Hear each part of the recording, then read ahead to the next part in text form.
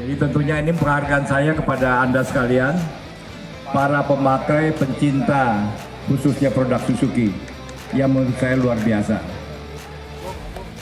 Banyak yang nggak ngerti, saya walaupun pimpinan daripada Indomobil Suzuki, tapi saya juga ketua IMI, Ikatan Motor Indonesia.